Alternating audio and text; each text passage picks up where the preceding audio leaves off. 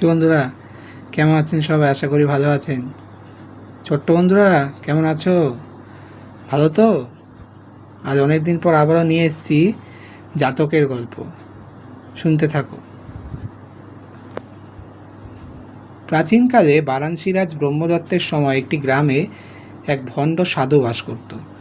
ওই গ্রামের জমিদার তার থাকবার জন্য বনের ধারে একটা পর্ণকুটি তৈরি করে দিয়েছিলেন। এছাড়া তিনি দুবেলা তপস্বীর খাওয়ার জন্য দুধ, ফল ইত্যাদি পাঠিয়ে দিতেন।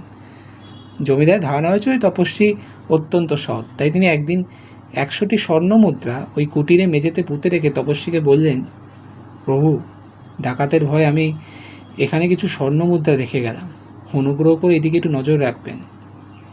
তপস্বী বলল, বৎস, তুমি নিশ্চিন্ত থাকো, পরের জিনিস আমাদের কাছে মাটির ঢেলার মতো। তপস্বী এই কথা শুনে জমিদার অত্যন্ত আনন্দিত হয়ে তাকে প্রণাম জানিয়ে বিদায় নিলেন। জমিদার বিদায় নেওয়ার পর ভণ্ড সন্ন্যাসী ভাবল, ওই সুবর্ণ মুদ্রাগুলি যদি কোনো প্রকারে নিতে পারি তবে সারা জীবন হেসে কেটে যাবে। এই ভেবে সে মাটি খুঁড়ে স্বর্ণ মুদ্রাগুলো তুলে অন্য আরেক জায়গায় পুঁতে রাখল। পরের দিন সে তার লোটা, কম্বল, বাগছা ইত্যাদি বেঁধে নিয়ে জমিদারের কাছে গিয়ে বলল, বৎস, আমি বহুদিন তোমার অন্ন জল গ্রহণ করেছি। তপস্বীতে বেশি দিন এক জায়গায় থাকা বারণ, কারণ তাহলে মায়ের বাঁধনে জড়িয়ে পড়তে হয়। তুমি আমাকে বিদায় দাও, এবার আমি যাই। জমিদার সন্ন্যাসীর কথা শুনে দুঃখ পেয়ে এবং তাকে থাকবার জন্য বারবার হাত জোর করে অনুরোধ জানালেন, কিন্তু সন্ন্যাসী কিছুতেই থাকতে রাজি হলো না। সুতরাং জমিদার তপস্বীকে বেশ কিছুটা পথ এগিয়ে দিলেন। কিছুদূর যাওয়ার পর তপস্বী তার মাথায় জটাতে এক গাছি খড় গুজে নিয়ে জমিদার বাড়িতে ফিরে এলো। জমিদার তাকে ফিরে আসতে দেখে অবাক হয়ে গেলেন। বললেন, প্রভু, আপনি ফিরে এলেন যে?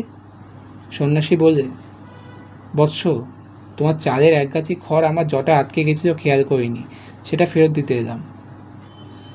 জমিদার মুগ্ধ হয়ে বললেন, প্রভু, আপনি সামান্য এই জিনিসের জন্য আবার এতটা পথ কষ্ট করে ফিরে এলেন?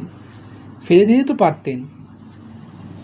এই বলে তিনি ভাবলেন, আমার আশ্রয় কি সৎ তপস্বী না ছিলেন একজন, আমার নেহাতি দুর্ভাগ্য, তাই তাকে আমি ধরে রাখতে পারলাম না।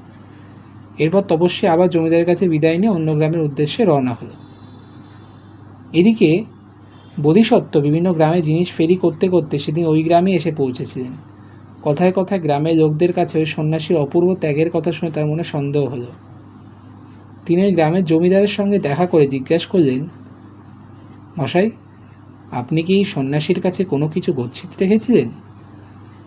জমিদার বললেন, না, ওর কাছে কিছু গচ্ছিত রাখিনি, তবে ডাকাতের ভয়ে আমি ওর কুটিরে মেঝেতে 100 স্বর্ণ মুদ্রা পুঁতে রেখেছিলাম, আর বলেছিলাম তিনি যেন সেদিকে তো দৃষ্টি রাখেন। চলুন তো দেখি। বলে বোধিসত্ত্ব জমিদারের সঙ্গে বনের সীমান্তে সেই তপস্বীর পণ্যকুটির এলেন। তারপর জমিদার যেখানে স্বর্ণমুদ্রা পুঁতে রেখেছিলেন সেখানটা খুঁড়ে ফেলা হলো। দেখা গেল সেখানে একটিও স্বর্ণমুদ্রা নেই। ব্যাপার দেখে জমিদার মাথায় হাত দিয়ে বসে পড়লেন। বোধিসত্ত্ব বললেন, আমি এমনই কিছু একটা জিনিস আশা করেছিলাম। যাই হোক, ভেঙে পড়বেন না, স্বর্ণমুদ্রা ওই তপস্বীর কাছেই আছে, চলুন, তাকে ধরতে হবে। এই বলে তপস্বী যে পথ দিয়ে গিয়েছে জমিদারকে সঙ্গে নিয়ে বোধিসত্ত্ব সেই পথে একরকম ছুটে চললেন এবং কিছু দূর যাওয়ার পর সেই ভণ্ড তপস্বীকে ধরে ফেললেন। ভণ্ড সাধু জানালে যে সে ওই স্বর্ণমুদ্রা সম্বন্ধে কিছুই জানে না, কিন্তু শেষ পর্যন্ত মারের চোটে অপরাধ স্বীকার করে জমিদারের 100 স্বর্ণমুদ্রা ফেরত দিতে বাধ্য হলো। তা ছোট্ট বন্ধুরা, কেমন লেগেছে আমার এই গল্পটি? যদি ভালো লেগে থাকে তাহলে একটি লাইক, সবার সঙ্গে শেয়ার এবং চ্যানেলটিকে অবশ্যই সাবস্ক্রাইব করো। এবং বড়রাও কিন্তু আমার চ্যানেলটিকে সাবস্ক্রাইব করবেন। আরও নতুন নতুন দুর্দান্ত সব কন্টেন্ট আসতে চলেছে আমার চ্যানেলে, তাই আমার চ্যানেলে সব আপডেট আপনারা সবসময় রাখার চেষ্টা করবেন। আমার চ্যানেলে মাঝে মাঝেই চেক আউট করবেন। আমার মায়ের চ্যানেল সুজ টাইপস অ্যান্ড টক, সেখানেও কিন্তু ভিডিও আপলোড করা হয়েছে, সেটাও আপনারা দেখবেন। আজ তবে আসি, সবাই ভালো থাকবেন, সুস্থ থাকবেন।